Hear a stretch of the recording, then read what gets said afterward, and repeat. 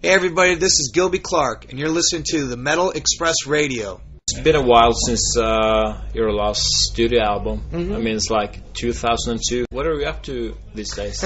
Well, I mean, I've been real busy. From when I made my last studio record, the year prior to that, I had made a record called Colonel Parker, and that was with Slim Jim Phantom, myself, and actually the bass player in my band, Muddy.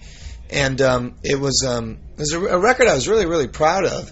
And but I was also making that solo record, Swag, at the same time. So it was a lot of work, you know. And after both the records came out, I mean, I was doing touring for the Colonel Parker record, and then I was doing my own tour.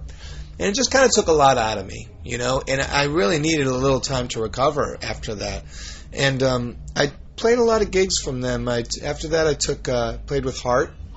I played guitar one summer with Heart, and then I've also been playing on and off over the last 5 years with Nancy Sinatra. So I haven't played with her in about a year and a half, but you know, for almost 5 years of making 2 records and you know a lot of tours, kept me pretty busy. And then last year I played guitar for the MC5. So that was really cool. I mean, that was just when I did the MC5 gig, it was really inspiring because that's the music that I grew up with, you know, and that's the music that I really love. And you know, as time goes by, you get a little sidetracked and stuff, and it was really inspiring. So I really did a lot of writing and getting ready to make a new solo record this year was my plan. But then this new thing came up with Supernova for the television show, and so I'm going to have to put off making a record for a little while right now.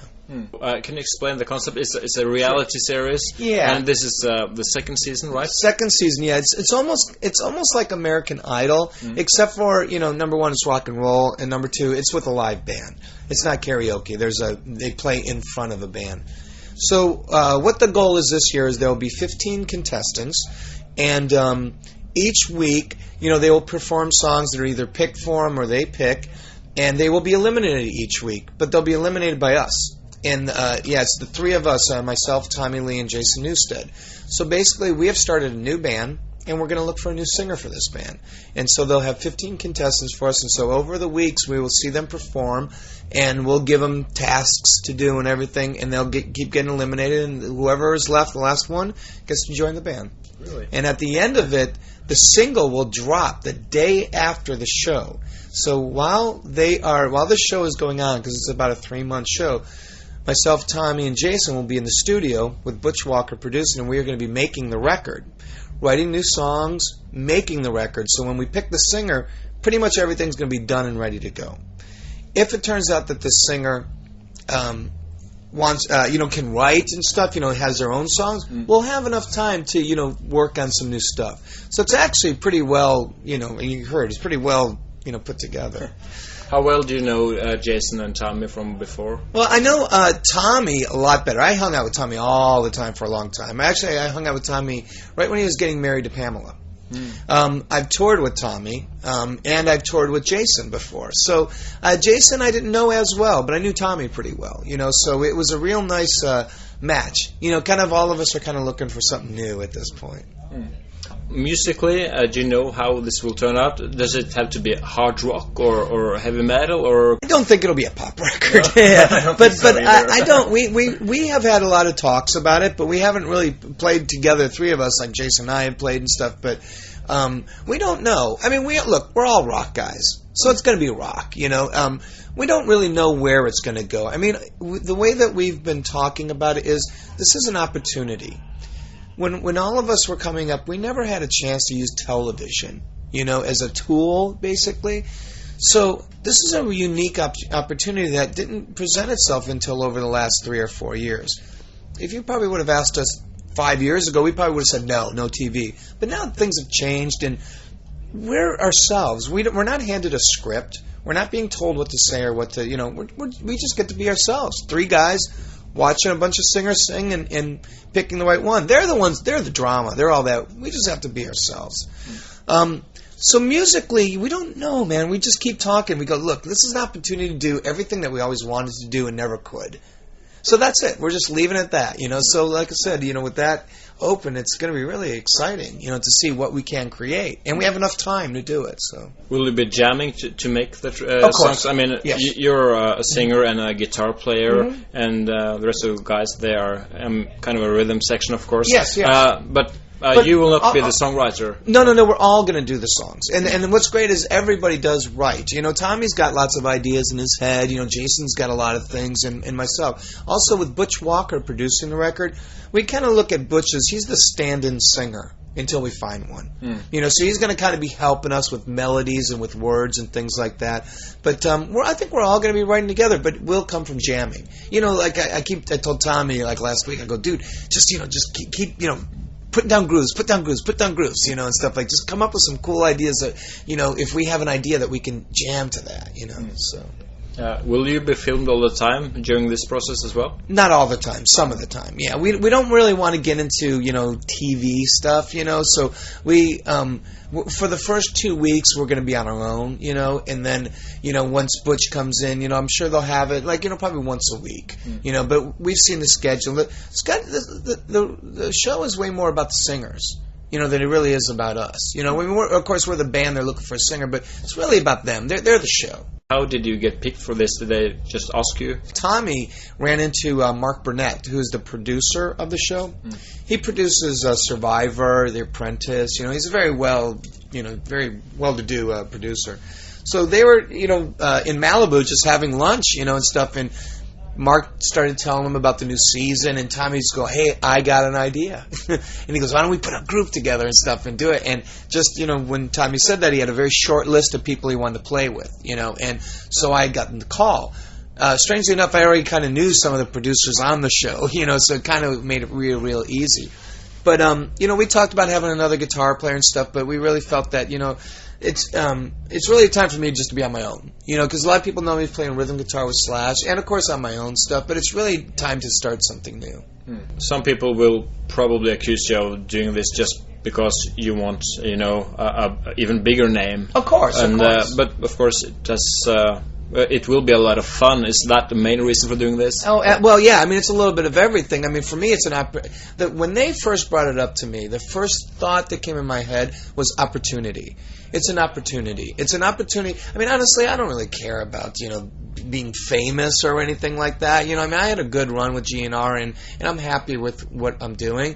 It's an opportunity to do something new that I've never done before. You know, I mean, you know, TV, like they keep assuring us, because, you know, I got to tell you, musicians kind of shy away from TV. So, you know, I keep saying, you know, there's no scripts or anything like that. Go, no. You guys just be yourselves. Just look, don't worry about it. Let TV be a TV. You guys just be yourselves. The show's about the singers. So, like I said, that's all I'm worried about. You know, and Jason, if you talk to Jason, he just goes, the record. You know, he's only thinking about making music. So I think that's a cool thing. I mean, Tommy's Tommy. You know, he's going to be wild and crazy anyway, so. You'll probably get a good vocalist for this. If it's a perfect match, could this be a permanent band, you think? I certainly hope so. Yeah. I really do. I mean, I think all of us are going into it with that intention of it being a permanent thing. I mean, with the way they have the schedule set up is, you know, as soon as we pick the singer, the single drops the next day, then the record drops about, I think, 2 months later, and then the tour starts in January. So this is what the prize for the singer would be. This singer's prize is he gets to join a band with the three of us, make a record, and go on tour. So, of course, if it's successful, we're going to want to keep doing it, you know, and if we're all proud and happy, you know, with the music we created, I'm sure all of us, I mean, I don't want to have to go, you know, back playing these shows or whatever. I would love to keep going with it. I think all of us just want to be in a band, you know, really good band, you know. Sure. What about your solo career now? I mean, it sounds like you're quite busy. Have you planned another solo album? Oh, yeah. I mean, I will always make them. I mean, I think that making these records is just kind of a part of me, you know. And I think that, you know, when we'll see what happens with Supernova. Like I said, if it's one of those things that's going to keep going, then I probably won't really need to make a solo record. Most artists make solo records because they don't get to get everything out with their band, you know. For me, that's how it started with GNR. You know, the songs didn't fit Guns N' Roses, so I got to make my own record and to keep yourself busy. So same thing with here. You know, as soon as I'm done with these last European shows for the next 2 weeks, I'm going into Supernova, and that's what I'll be doing for the rest of the year. So I'm not really thinking about it. I mean, I was thinking about making a solo record this year, but I got to kind of put that behind me and work on Supernova right now.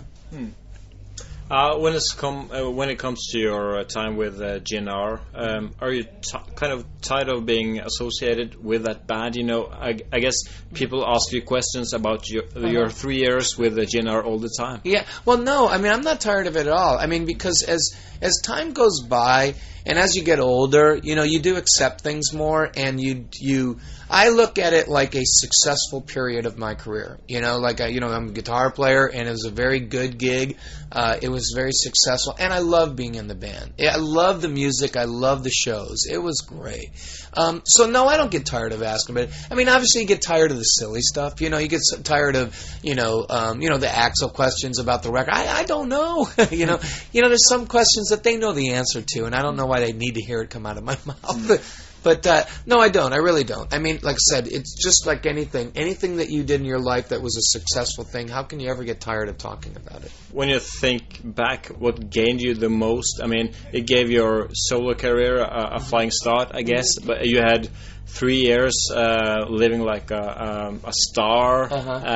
What was the best thing about that period? Well, I mean, the best thing about it to me always was the shows. The shows were the best. I mean, I love playing. I love playing, and what better arena than a Guns N' Roses show to play?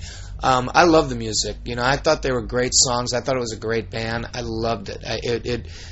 All of the shows were great to me. You know, it's like Slash used to always say, he hated the downtime. We hate the downtime when we're not playing, you know, because that's when everybody goes their separate ways, you know. So I like to play, you know, and I love doing those shows. All that other stuff that comes with it doesn't really matter. I mean, most of it's annoying, you know, and stuff. I mean, it's great being recognized by your fans, but for the most part, like I said, you know, there's some parts of it that's kind of annoying, you know. So I just want to play, you know. I really want to just play shows and play with a great band. It was a great band. But you actually left the band after 3 years. Was that a hard decision for you to make? It's extremely difficult, and that's the thing where you have to, you kind of have to really make a difficult decision, you know, because I just could not be a part of where the band was going, you know. I just could not be a part of it. I mean, I happened to be the first one that left, you know, and I couldn't be a part of it.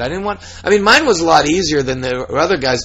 I didn't want to play in a band with 3 guitar players. That was my main point. I just said, look, to me, this is a great rock band. I think that, you know, now that I'm here and we're really a better unit, that we could really create some good new music. And it never really got a chance. You know, never really got a chance. You know, Axl had a vision in his head, and he's not going to stop till that vision comes out, you know, and I just did not agree with where he was going. But you still keep in touch with some of the guys. I mean, you played on Slash the Snake Pit and stuff like that. And Duff's record, yeah. Yeah, no, we strangely enough, myself, Duff, and Slash all live within a mile of each other. Really? Yeah, we really. Isn't that crazy? We all have like the same UPS guy. It's nuts. But I see them all. Like when we were auditioning the singers for Supernova, Slash came down and hung out for a couple days, and I had dinner with Duff a week before we left. You know, and I haven't seen Matt in a little while, but strangely enough, Matt and I used to be probably the closest. But yeah, with those guys, I see them all the time, and great. I'll go to this Velvet Revolver show. They came to my show, you know. But actually, I haven't spoken to him in a long. It's probably been about 5 or 6 years at this point.